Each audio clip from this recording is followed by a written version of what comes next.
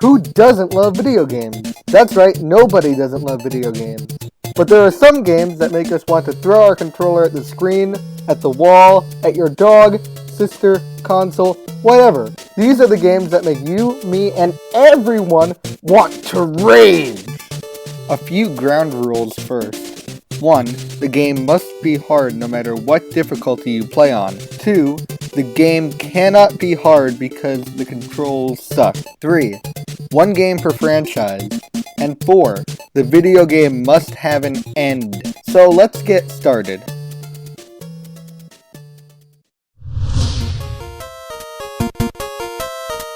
Let's start things right with an old school NES classic. This was the game that made you feel like John Rambo. You had only 3 lives, 1 hit can kill you, and there are projectiles everywhere. This game is a great definition of NES hard. The one thing that kept it from a higher spot is the Konami code, giving you 30 lives. Other than that, this game goes down in NES hard infamy.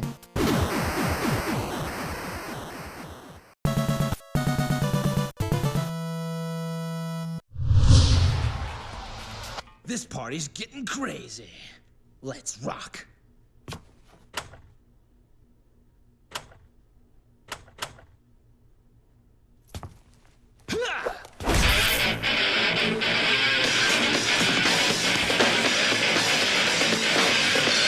After Devil May Cry 2's super easy campaign, Devil May Cry 3 may have gone a little over the top with difficulty. What happened is that the North American and European normal mode of the game was the Japanese hard mode, so you can only imagine how hard the North American and Europe hard mode is. It was so hard that Capcom actually made a toned down version of the game years later. Way to go, Capcom. Way to go.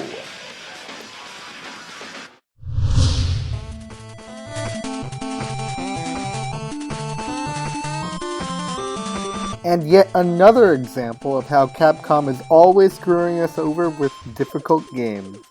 Mega Man was always a tough game, but when the franchise came back with a retro 9th edition in 2008, it really entered the 7th circle of hell.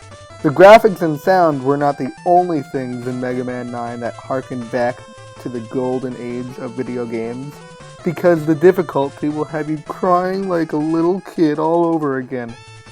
Sure, Galaxy Man and Splash Woman are easy, but just try Hornet Man and his flower mini-boss. Go ahead, I dare you.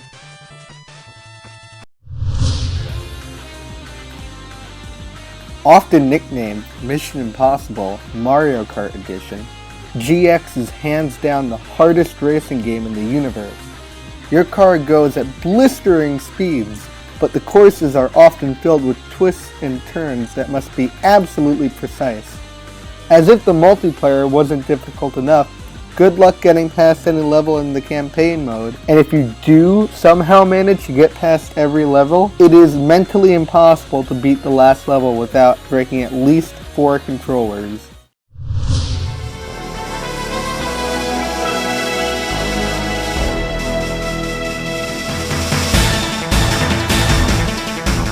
If you thought that driving a car was hard, try flying a spaceship.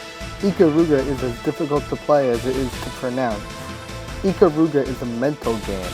You have to dodge the black bullets and obtain the white bullets for energy. You can also switch it up so you collect black bullets and dodge white bullets. That, however, doesn't help, as the screen is an onslaught with many bullets of multiple colors. Hopefully you have a fast finger, because you'll need to mash the B button a lot.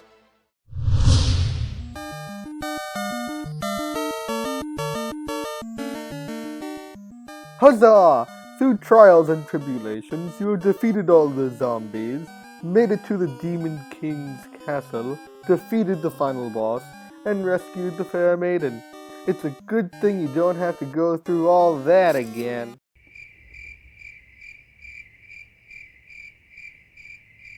That's what I'd say if you were playing any game that wasn't Ghosts and Goblins. This game is so difficult that if you beat it the first time, you're awarded with a crappy ending, just to have to go back through the entire game again for a less crappy, but still pretty crappy ending.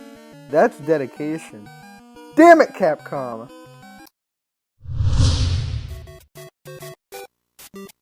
Fun fact, the version of Super Mario Bros. 2 that the US got was just a reskinned version of another Japanese game called Doki Doki Panic, because Japan felt that Super Mario Bros. 2, The Lost Levels, was too hard for us Americans.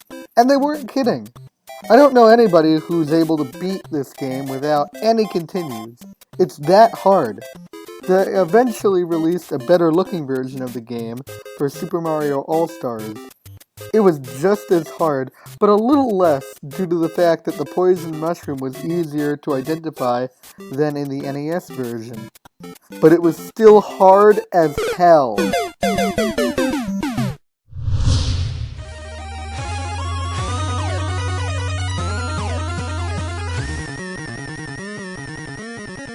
Oh boy, if you thought Ikaruga was hard, try this on for size. Silver Surfer for the NES is part 2D shooter, part overhead shooter.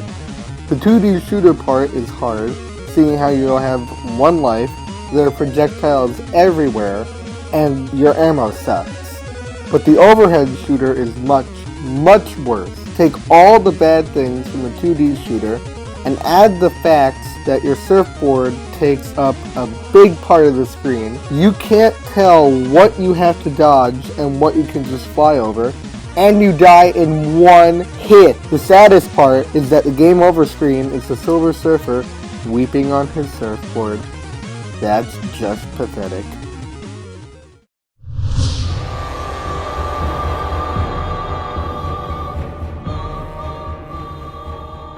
You had to see this one coming.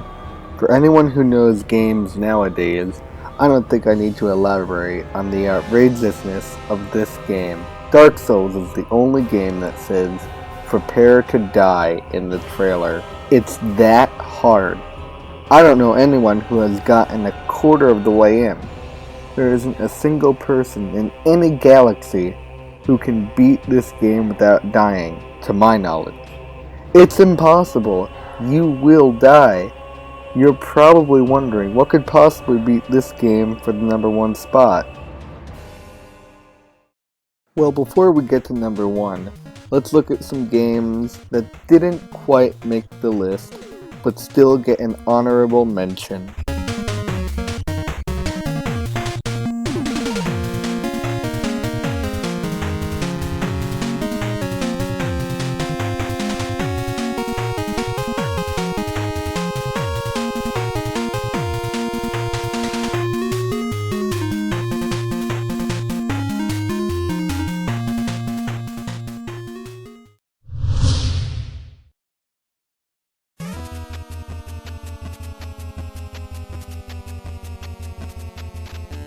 Dark Souls may be hard, but it hasn't made a name for itself quite like Battletoads.